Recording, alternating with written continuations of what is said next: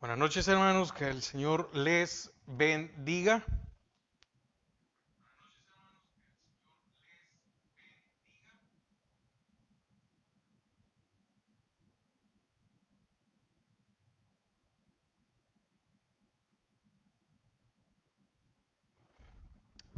Amén. Vamos a dar comienzo con la enseñanza de este día, esperando que el Señor nos permita poder aprender de su palabra. Padre, te damos gracias a esta hora porque nos permites una vez más poder estar, Señor, en este lugar, tener los recursos para poder transmitir. Bendice a cada uno de mis hermanos ahí donde estén. Señor, que tu amor y tu misericordia no sea parte de sus vidas. Señor, gracias porque tu amor, tu gracia, Señor, permanece para siempre. Padre, queremos pedirte por las peticiones que hay en medio de tu pueblo, por la salud de nuestro hermano Jesús Gómez. Padre, pon tu mano de salud, pon paz en su corazón. Por nuestra hermana Sara Lilian de Varillas, Marina de Aguilar, Levi Cepeda, Rocío de García. Padre, en el nombre de Jesús. Señor, también te pido por mi salud, por la restauración completa en mi pierna, Señor, y que seas tú el que no quede ningún daño. Padre, también por las peticiones especiales de nuestras hermanas Mabel y Telma Núñez, Jackie de Donado, nuestra hermana Guadalupe de Rodas. Pedimos por la guianza espiritual en la familia Hernández Flores, también como en la vida de Edgar y Jimmy. Padre, bendícelo, bendice también a nuestro pastor general, Señor, ahí donde esté, que tú le des fuerza, tú le des salud. También a cada uno de los pastores de Misión Cristiana Judá, Padre, que tu mi amor y tu misericordia, te pido por cada uno de los bebés, de los niños, de los adolescentes, de los jóvenes de Misión Cristiana Judá, que puedan, Señor, siempre, siempre, siempre, siempre seguir y servirte a ti. Amén y amén. Amén. Bueno, este día vamos a tocar un tema muy importante y es Gedeón destruye el altar de Baal. Así que acompáñeme a Jueces 6 y vamos a leer del 25 al 32 para comenzar. Jueces 6 del 25 al 32. Dice la palabra del Señor: aconteció que la misma noche le dijo Jehová: toma un toro del hato de tu padre, el segundo toro de 7 años, y derriba el altar de Baal que tu padre tiene, y corta también la imagen de acera que está junto a él, y edifica altar a Jehová tu Dios en la cumbre de este peñasco, perdón, en lugar conveniente, y tomando el segundo toro, sacrifícalo en holocausto con la madera de la imagen de acera que habrás cortado. Entonces Gedeón tomó 10 hombres de sus siervos e hizo como Jehová le dijo, mas temiendo hacerlo de día, es decir, tuvo miedo de hacer esto por la familia de su padre y por los hombres de la ciudad, lo hizo de noche. Por la mañana, cuando los de la ciudad se levantaron, he aquí que el altar de Baal estaba derribado y cortada la imagen de acera que estaba junto a él.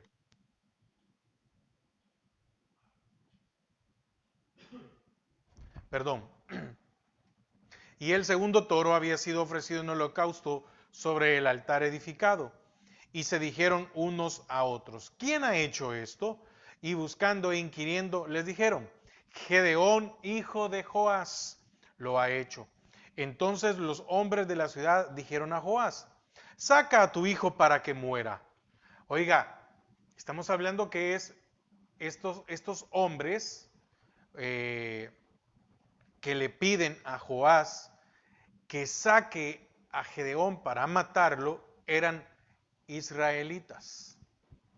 Amén. Saca a tu hijo para que muera, porque ha derribado el altar de Baal y ha cortado la imagen de acera que estaba junto a él. Y Joás respondió a todos los que estaban junto a él, ¿contenderéis vosotros por Baal? ¿Defenderéis su causa? Cualquiera que contienda por él, que muera esta mañana. Si es un Dios, contienda por sí mismo con el que derribó su altar.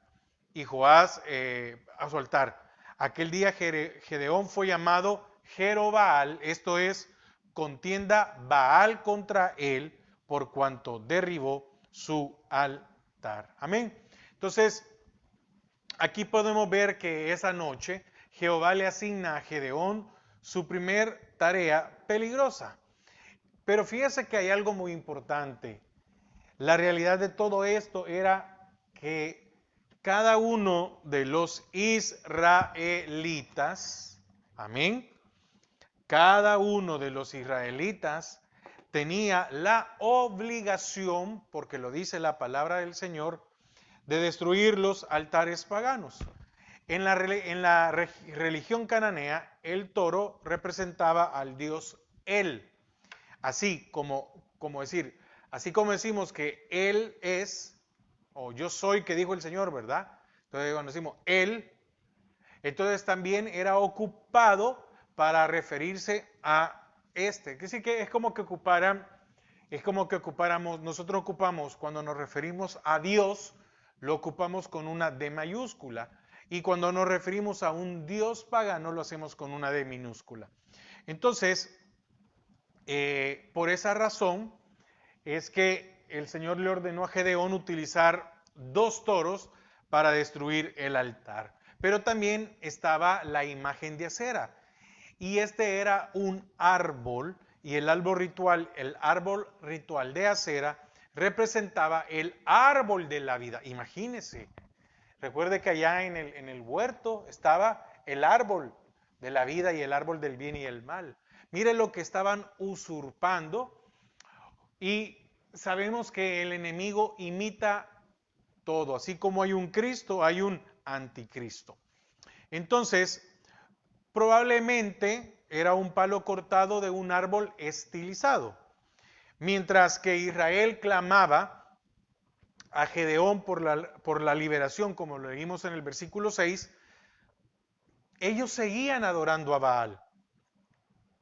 Y en este caso, el encargado el encargado de este altar era el padre de Gedeón. Mire, imagínese, el Señor viene y llama a Gedeón para que liberte a Israel. Y su padre era el cuidador, el encargado del altar de Baal. Y fíjese que es interesante notar que el nombre de Joás significa Jehová ha dado. Qué importante es esto. Ahora, como muchos israelitas, lo que podemos entender que el padre de Gedeón, Joás, era sincretista. ¿Qué es el sincretismo? Es unir la adoración a Dios con la adoración pagana e hacer una mezcla. Amén. Entonces, como adorar a Jehová y a Baal no es problema para aquel que es politeísta. Politeísta es aquel que puede adorar a muchos dioses. Pero nosotros somos monoteísta, un solo Dios. ¿Y qué dice Dios? Que Él no comparte su gloria con nadie. Amén. Entonces, ¿qué usó para hacer esto? El árbol de acera como leña para ofrecer un holocausto a Jehová. Y esto lo que haría es aumentaría la afrenta de esta diosa. Porque ¿cómo es posible que ocupó a la diosa para quemar? Entonces, la frase de Jehová tu Dios implica que al obedecer la orden Gedeón, se identificaría con Jehová como su único Dios. Ahora, déjeme decirle algo. Si el Señor llamó a Gedeón para liberar a Israel, es porque Gedeón no adoraba a otros dioses. Gedeón no era sincretista, no era politeísta. Su padre sí, pero él no. Fíjese que, como leímos en el versículo 27, obedece al mandato divino, aunque por temor lo hace de noche. Su temor no fue infundado. Cuando los hombres de la ciudad se dieron cuenta de lo que había pasado y de lo que había hecho, ¿cuál fue la reacción de ellos? Querían matarlo. Es que todavía no entiendo cómo es posible esto.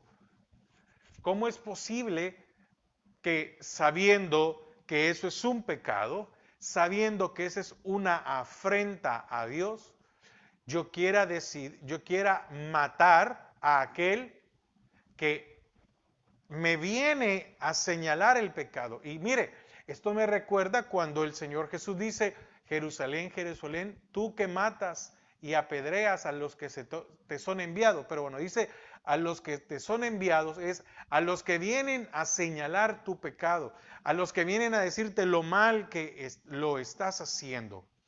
Amén. Imagínese, quiere decir que se tenía que tener un valor muy grande para poder enfrentarse al pueblo y al pecado. Amén. Entonces querían matarlo, creían que debía de morir, no por haber hecho un altar a Jehová, sino por haber destruido el altar de Baal y el árbol de acera. Temían, oiga, mira lo que habían llegado, temían a que los dioses castigaran a la ciudad. ¿Y con qué los iban a castigar? Con infertilidad. Que Baal ya no iba a enviar la lluvia y Acera ya no iba a dar fruto de la tierra. Pero para sorpresa de todos, Joás, el encargado del altar destruido, sale en la defensa de Gedeón, pero también era su hijo. Ahora, ¿qué le tocó a Joás? Tocó decidir entre su hijo y su Dios, no Jehová, sino su Dios Baal. Mi pregunta es, si Gedeón no hubiera sido su hijo, ¿cómo hubiera respondido o actuado Joás? Si él era el encargado. Él era el encargado. No sé, aquí la palabra no habla de que tal vez era un sacerdote. No, pero era el encargado. Tal vez le daba mantenimiento, tal vez el que estaba pendiente de lo que se tenía que hacer. ¿Cómo hubiera reaccionado él? Pero como fue su hijo. Pero fíjese que hace un argumento y dice: si Baal es Dios, ellos no tienen que contender por él. Ellos no tienen que defender. Y defender es liberar. ¿Por qué Baal no se defendió? ¿Por qué Baal no se liberó de la mano de Gedeón tratando o destruyendo a su altar y a su diosa Acera? Amén. Porque fíjese que Baal, por otro lado, no solamente no había podido dar liberación de la opresión madianita, sino que ni a sí mismo se pudo librar de la agresión de Gedeón. Entonces, dice que fue hasta la mañana, hasta que amaneció, que vieron todo lo que había pasado. Tal vez Joás decía que el que quisiera contender por Baal debe actuar como muerto, es decir, esperar sin hacer nada hasta la mañana siguiente, porque los hombres de Ofra habían pedido a Joás la muerte de su hijo. Él, Joás, responde que debe morir el que contienda por Baal, dando plazo a Baal para castigar a Gedeón. En otras palabras es que sea Baal el que se defienda o el que tome venganza. De esta manera, ¿qué hizo Joás? Retó a Baal para salvar a su hijo, ¿verdad? Demostrando que no creía que podría dañar a su hijo. Se recuerda lo que pasó con Elías. Elías, es increíble, ¿verdad? Todos aquellos sacerdotes, todo lo que hicieron, y decía: griten más fuerte, tal vez está dormido, hay que despertarlo, hay que hacer aquello.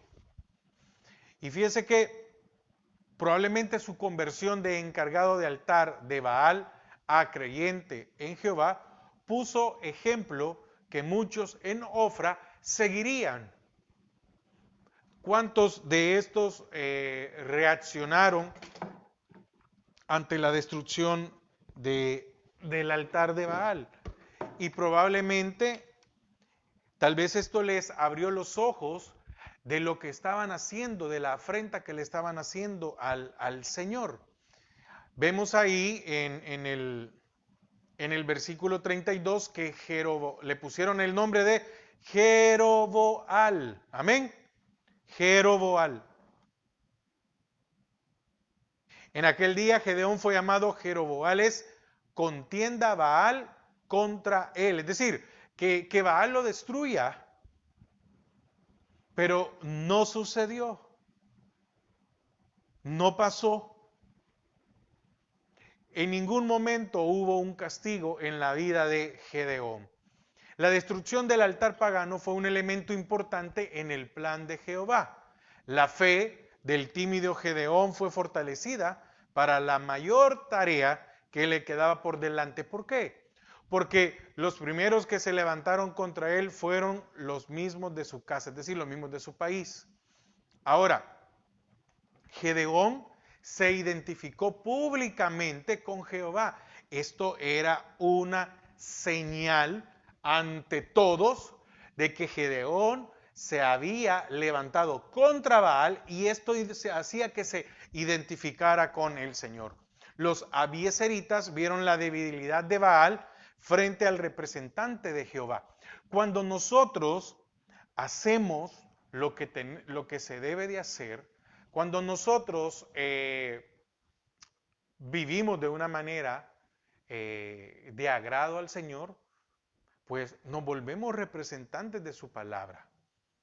Y eso es lo que muchos no entendemos, que muchas veces podemos ser vencidos y después, ¿cómo decir yo represento al Señor, verdad? Entonces, y fíjese que los abieseritas vieron la debilidad de Baal frente al representante de Jehová y el pueblo fue purgado por la adoración pagana. Cuando se logre la liberación, no habrá duda que vino por medio de un adorador a Jehová. Así como en la historia que vemos de Moisés, la derrota de los dioses falsos es un paso clave entre el llamado del libertador y de la liberación. Gedeón es llamado a jugar un papel que es libertador para liberar a Israel. Ahora, sigamos, Génesis 33 al 40. Pero todos los madianitas y amalecitas y los del oriente se juntaron a una y pasando acamparon en el valle de Jezreel. Entonces el espíritu de Jehová vino sobre Gedeón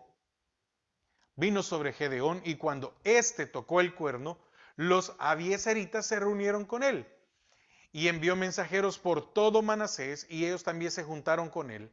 Asimismo envió mensajeros a Aser, a Zabulón y a Neftalí, los cuales salieron a encontrarles.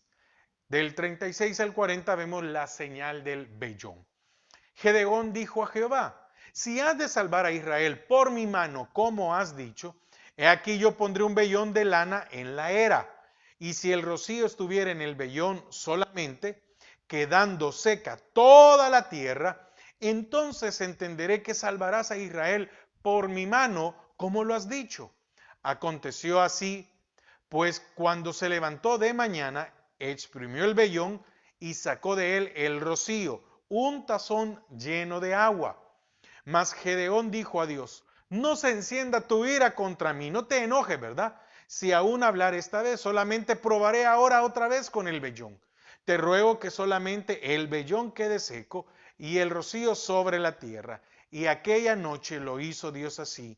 Solo el vellón quedó seco y en toda la tierra hubo rocío.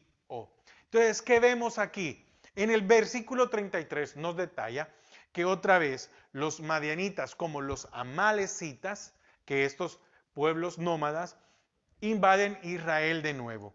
Y para hacerles frente, Gedeón convoca un ejército de las tribus del norte de Israel. La investidura por el Espíritu es un cumplimiento de la promesa de Jehová de estar con Gedeón.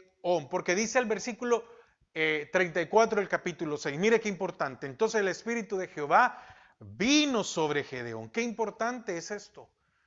Hermanos, hay un llamado, hay un ungimiento. Qué interesante. ¿Por qué? Porque sin el llamado y sin el ungimiento no hay que salir a pelear, porque entonces seremos derrotados. Ahora, cuando Gedeón toca la trompeta, la corneta o el cuerno, el clan o la gente respondió. Acudirían porque sabían que Jerobaal Ahora ya no Gedeón, sino que Jerobbaal, el que contiende contra Baal, había triunfado, había triunfado sobre Baal. Entonces, luego la tribu de Gedeón siguió el ejemplo de Abiezer. Manasés sentiría agudamente la amenaza de los invasores, ya que el valle de Jezreel era su frontera hacia el norte. Las otras tribus más preocupadas serían las del otro lado del valle. Por eso Gedeón recluta de ellas también. En fin, todas las tribus del norte, ya leímos las tribus, que son la de Aser, primero la de Manasés, la de Aser, la de Zabulón y la de Neftalí. Amén. Entonces, las otras tribus acuden, ¿verdad? Y fíjese, pasa algo muy importante. Con su ejército ya reunido, a Gedeón le entra temor. Como leímos en los versículos del 36, ¿verdad? Del 36 al 40. Pide una señal. Luego la pide inversamente. Amén.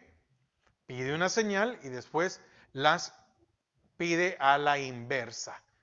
Entonces, su propósito no era averiguar la voluntad divina, porque el Señor ya le había dicho, ya le había prometido que por medio de su mano iba a librar a Israel. Sin duda, si Dios cumplir, la duda era si Dios iba a cumplir con lo dicho. El rocío era un símbolo de prosperidad. Y la prueba del versículo 27 es una forma de constatar si Jehová y no Baal era quien lo podría dar o retener. Mire, muchas veces podríamos decir, Gedeón fue un temeroso, un miedoso, un dudoso, pero ¿cuántas veces nosotros no hemos dudado del Señor? ¿Cuántas veces nosotros hemos cometido ese error, verdad? Porque al repetir tanto en el 36 como en el 37 las palabras como has dicho, porque dice en el final del 36, si has de salvar a Israel por mi mano, como has dicho, y en el final del 37, entonces entenderé que salvarás a Israel por mi mano, como lo has dicho, es decir, en cierta manera había una duda. ¿Por qué? Porque había un temor. ¿O no se acuerda lo que en el inicio del capítulo 6, en donde Gedeón está diciendo, si de verdad Jehová fuera, ¿por qué nos ha permitido que sucediera esto sobre nuestras vidas? Amén. Ahora, fíjese que el Señor no estaba obligado a someterse a la prueba, especialmente porque ya había accedido a otra anteriormente. No obstante, en la mañana Gedeón halló lo que había pedido.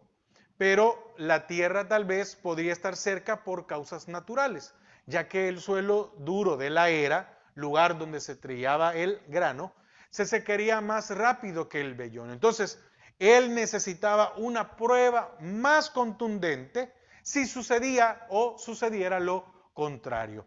Al pedir esto, Gedeón reconoce su presunción, porque dice, ruega a Dios a no enojarse con él, sino que permitiera probarlo solo una vez más. Amén.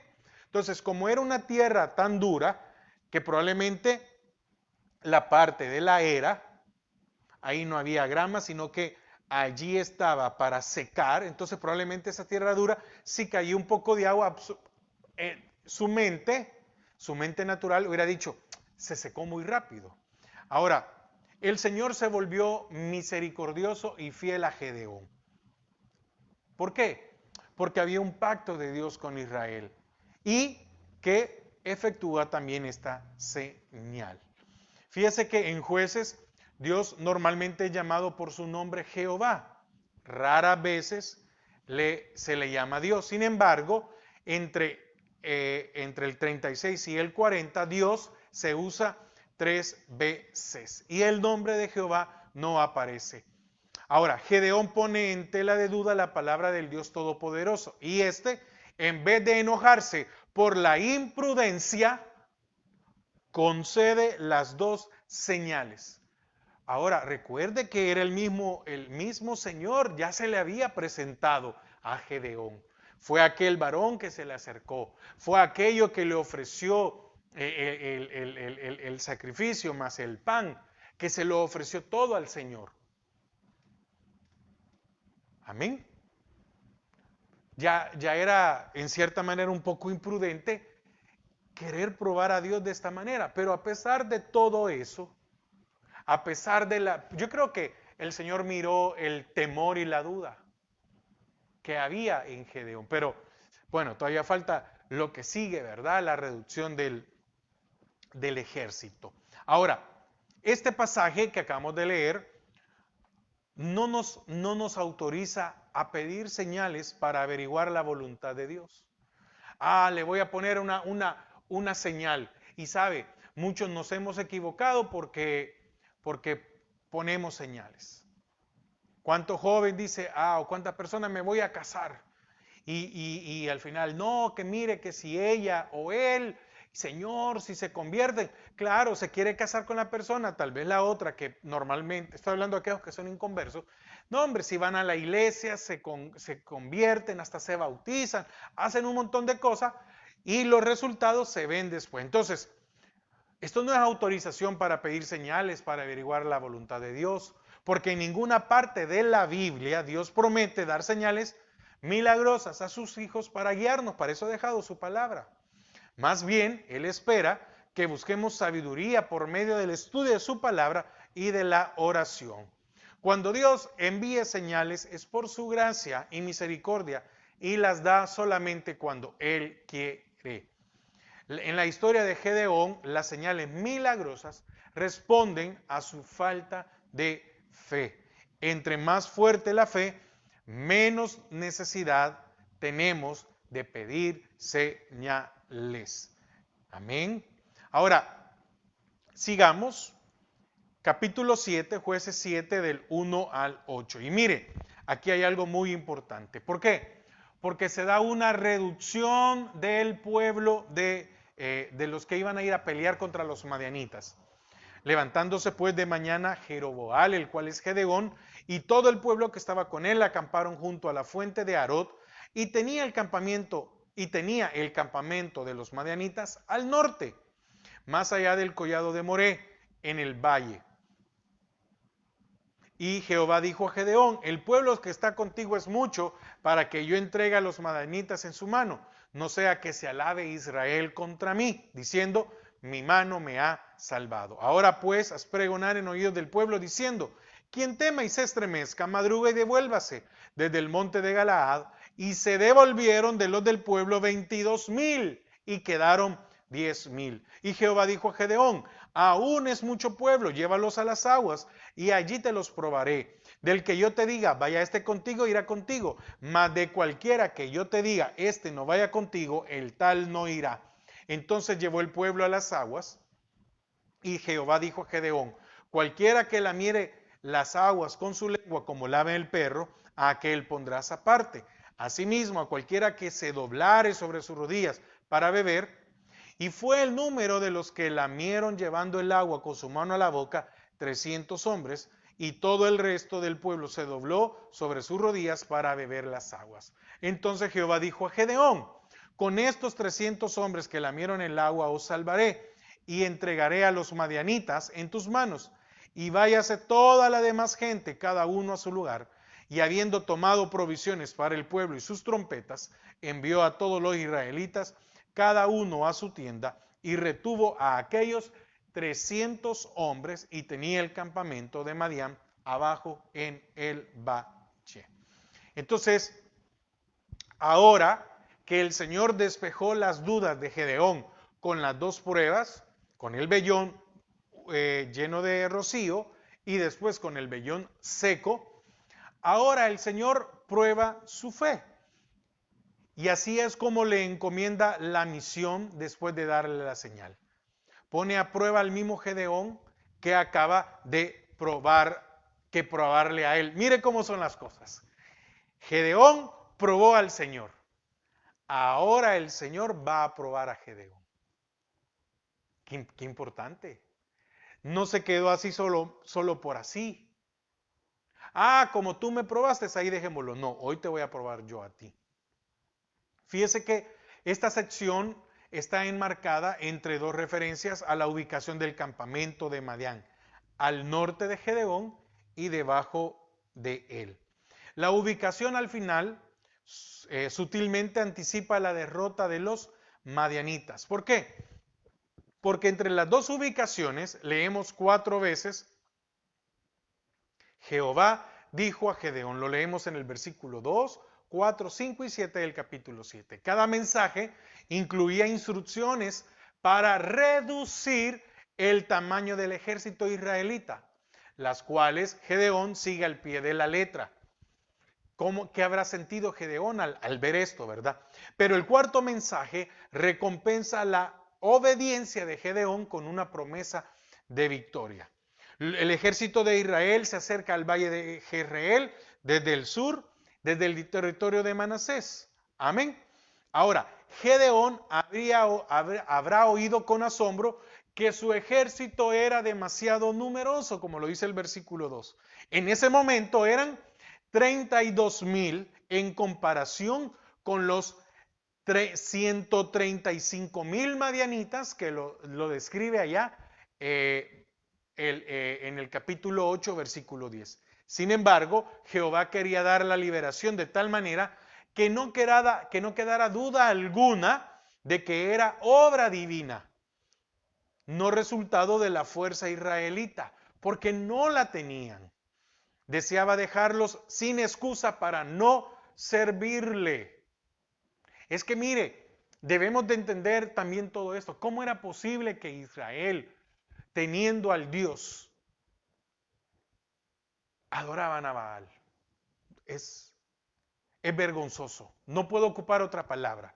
Es vergonzoso que nosotros, hermanos, teniendo al Dios que tenemos, confiemos en el hombre. No es el hombre el que abre puertas. No es el hombre el que contesta peticiones. No es el hombre el que hace milagros. Es Dios. Aún así, Israel atribuyó la victoria a Gedeón en vez de Jehová, como lo vamos a leer más adelante en el 8:22. ¿Qué hace el Señor? Permite que los temerosos vuelvan a casa. Y esto podría ser una buena táctica, ya que el temor es contagioso. Cuando Moisés envía a los espías, 10 contagiaron a todo el pueblo de miedo. Sin embargo, en este caso, resulta en la pérdida de 2/3 del ejército. Amén. Qué increíble, ¿verdad? Porque fíjese que en el versículo 1,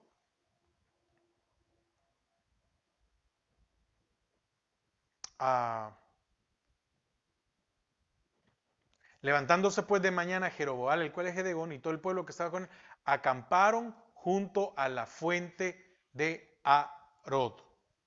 Amén. Tiemble es de la misma raíz hebrea que Arod. Oiga, ¿qué significa Arod? Tiemble. En el manantial de temblor, los israelitas temblaban ante los madianitas. Vuelvo otra vez. Dice la parte B, acamparon junto a la fuente de temblor. Entonces, cuando el Señor le dice al pueblo, o que Gedeón le diga al pueblo, el que tenga temor, leámoslo. Oiga, y Jehová, en el 3, ahora pues haz pregonar en oído del pueblo diciendo, quien tema y se estremezca, aquí lo está confirmando, pero entonces lo que podemos ver es que el Señor ya sabía. Y les dice, madruga y se devuelva, era para que nadie lo viera. El Señor ya sabía que 20,000 o 22,000, perdón, 22,000 tenían temor. ¿Y a dónde llegaron? A la fuente de Arod, a la fuente del temblor. Mire, qué importante es ver la fuente de la cual nosotros satisfacemos nuestra sed, en la que confiamos. Qué importante, qué increíble esto, ¿verdad? ¿Cuál es nuestra fuente? ¿Nuestra fuente son las noticias? ¿Nuestra fuente son lo que dice la gente? ¿O nuestra fuente es la palabra del Señor? Su espíritu, su presencia sobre nuestras vidas. Amén. Qué increíble. El primer problema no es tan grande. Muchas palabras se usan en una sola vez en el Antiguo Testamento y con frecuencia su significado es oscuro. Cuando dice se retire, ha de captar el sentido general del verbo aquí. Es decir, otras interpretaciones cuando dice el que tenga madrugue, ¿verdad? Y que se vaya, es salir temprano, irse rápido o regresar por las veredas torcidas. Estaba diciendo, salgan temprano, váyanse rápido. En otras palabras es, no le pongan temor a sus hermanos. Que la decisión sea de cada uno, no porque lo contagiaron de temor. Amén. Entonces, es tremendo. Ahora, Gedeón se sentiría bastante preocupado al ver que le quedaban solamente 10,000 milicianos. Pero vamos al versículo 4. Es decir, se acababan de ir 22,000. Y en el 4 dice, Jehová dijo a Gedeón, aún es mucho pueblo. Hermanos, ¿cómo es posible? En el 4 el Señor todavía le dice, Gedeón, creo que tienes demasiados. Si tú, Gedeón, te atreviste a probarme 2 veces, pues aquí te va la segunda. Tú me probaste primero de que el vellón estuviera mojado, y dice que sacó un tazón, y alrededor estuviera seco. Y ahora, y después vienes tú y me pruebas de que el vellón esté seco y todo lo demás esté mojado. 2 pruebas me hiciste, ahora yo te voy a probar 2. De 32,000, despide a los que tengan temor, y se quedan 10, de 32 se quedan 10. Y de estos 10,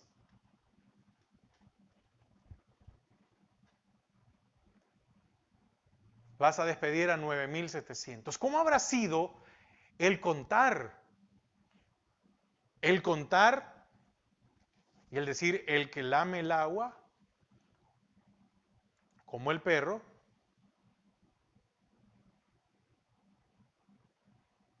¿será que tal vez, porque hasta en el 7 dice, entonces Jehová dijo a Gedeón, con estos 300, es decir, cuando él hizo la diferencia, no sé, porque fíjese cómo dice la palabra, entonces llevó el pueblo, estoy en el 5, a las aguas, y Jehová dijo a Gedeón, cualquiera que lamiere en las aguas con su lengua, como lame el perro, a aquel pondrás aparte, asimismo a cualquiera que se doblare sobre sus rodillas para beber, y fue el número de los que lamieron llevando el agua con la mano, 300 hombres, y todo el resto del pueblo se dobló sobre sus rodillas para beber. Entonces, ¿qué habrá sentido Gedeón? Y vio que puso 300 y que le quedaron 9,700. ¿Será que en algún momento Gedeón dijo, ve, de 10,000 a 9,700, no es mucha la diferencia? Pero ¿qué habrá sentido cuando el Señor le dijo, en el 6, en el 7, con estos 300, ¿qué habrá pasado en él? Porque Gedeón de seguro esperaba que estos 9,700 siguieran con él. Y entonces aquí sufre otra desilusión cuando Jehová escoge al grupo pequeño. Pero Dios, cuando le dice con estos 300, le promete derrotar a los madianitas. Pero esta promesa estiraba en gran manera a la fe de Gedeón. De todas formas, obedeció y despide a los 9.700 y se queda solo con 300. Algunos opinan de que Dios escogió a los que lamieron porque se mantuvieron vigilantes, mientras los demás descuidadamente metieron sus caras en el agua. Es decir, los 300 eran más disciplinados. Otros opinan que eran más temerosos y que Jehová los escogió para demostrar que la liberación era de él. Porque tal vez temeroso en el sentido de que estoy viendo si me va a pasar algo. Y en cambio los otros se sentían como más confiados, ¿verdad? No, si viene alguien yo me puedo levantar y salir. Entonces yo tengo toda la confianza. Podría ser. Entonces, otros opinan que fueron escogidos sencillamente por ser el grupo más pequeño. Esta cuestión se complica todavía más a la luz de la lectura cuando, según los 9.700 eran los precavidos y los 300 metieron su cara en el agua.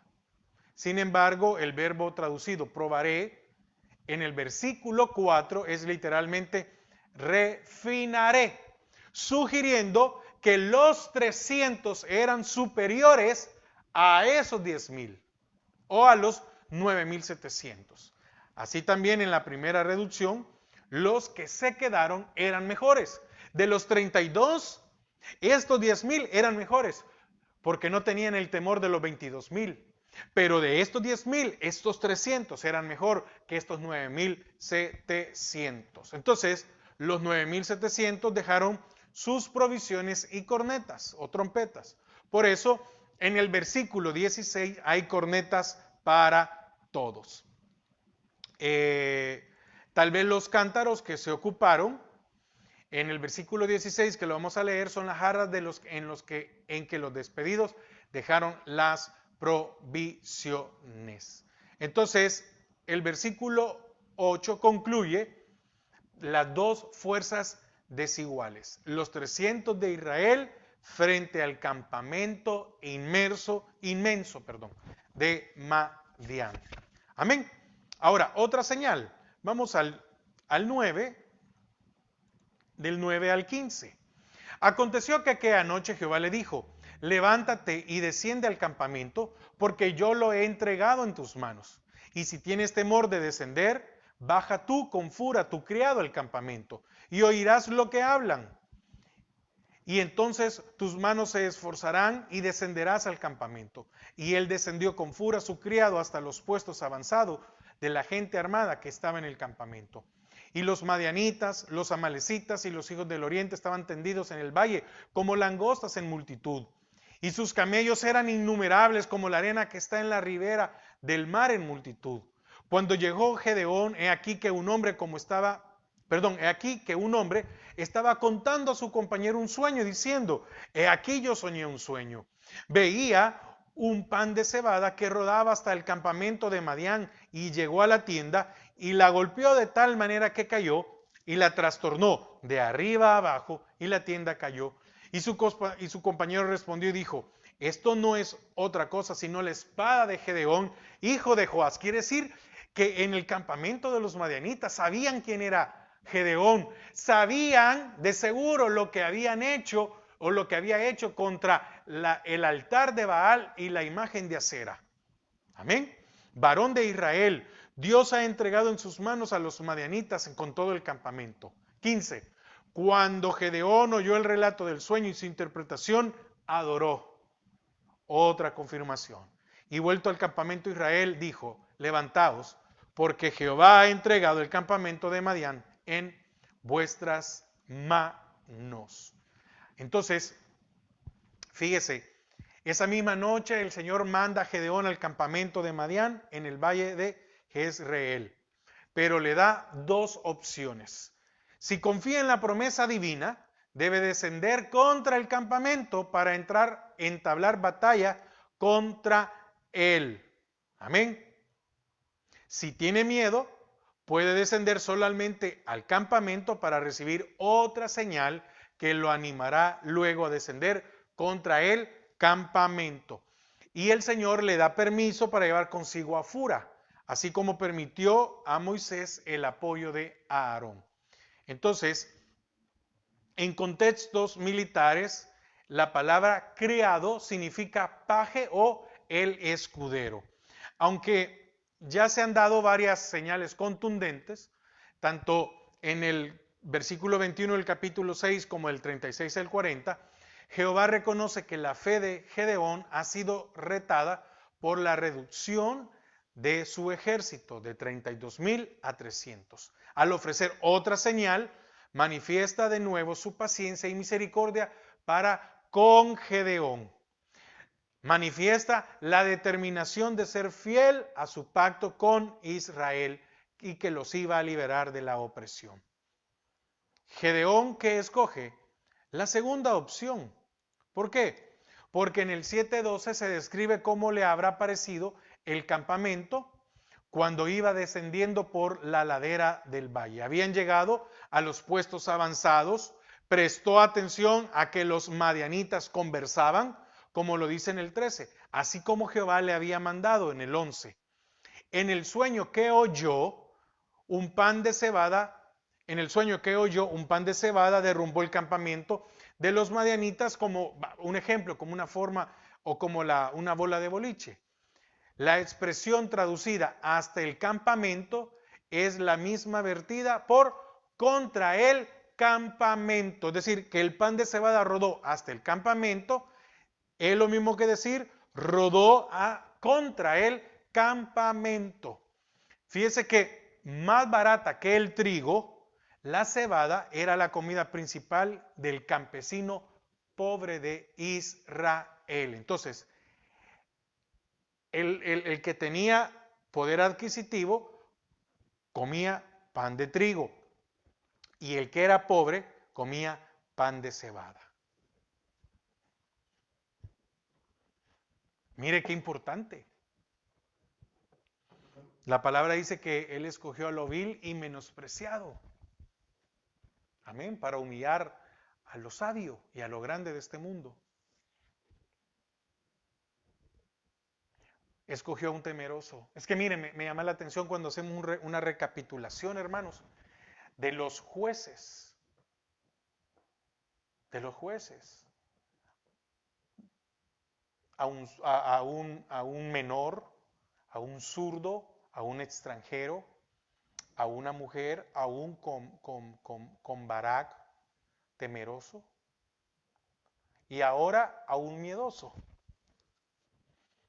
Y dice que el pan rodaba porque descendía por la ladera del valle. Cuando llegó a la tienda, la principal, no llegó a cualquier tienda, llegó a la del líder de los madianitas. El pequeño e insignificante pan los dejó destruidos. Tenía que haber sido más barato este pan, ¿verdad? Gedeón habrá escuchado atónita la interpretación del sueño. Ella revela que los madianitas estaban preocupados por la convocación del ejército de Gedeón. El trastorno que el pan causó a la tienda anticipa la forma de la victoria, lo que vamos a ver más adelante. Ahora, ¿qué pasó en Gedeón? Cobró ánimo y confianza por esta señal.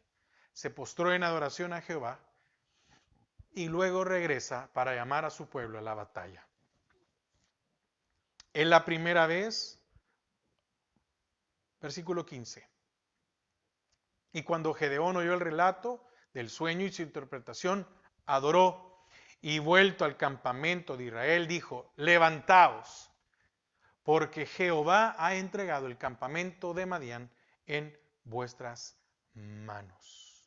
Es la primera vez que escuchamos a Gedeón, amén, hablar con fe, hablar con tanta confianza. El madianita atribuye la derrota a Dios usando el término general, sin precisar a qué deidad se refiere. Gedeón, en cambio, atribuye la victoria a Jehová. Amén. Vamos a quedar hasta aquí. Déjeme ver, bueno, que tenemos un poco más de tiempo, pero déjeme ver. Porque no quería dejar a medias la derrota de los madianitas. ¿Sí? Y quería ver si en la otra vamos a terminar el tema. Vamos a quedar hasta aquí. Vamos a ver la enseñanza del otro jueves, la derrota de Madián y también la muerte o el final de Gedeón. Amén. Miren, hermanos, quiero terminar con esto. Primero, no pidamos señales. Primero, leamos su palabra y oremos. Pero muchas veces nosotros actuamos solo si hay señales. El Señor dijo allá en los evangelios, ¿verdad? Este pueblo incrédulo demanda señales y milagros.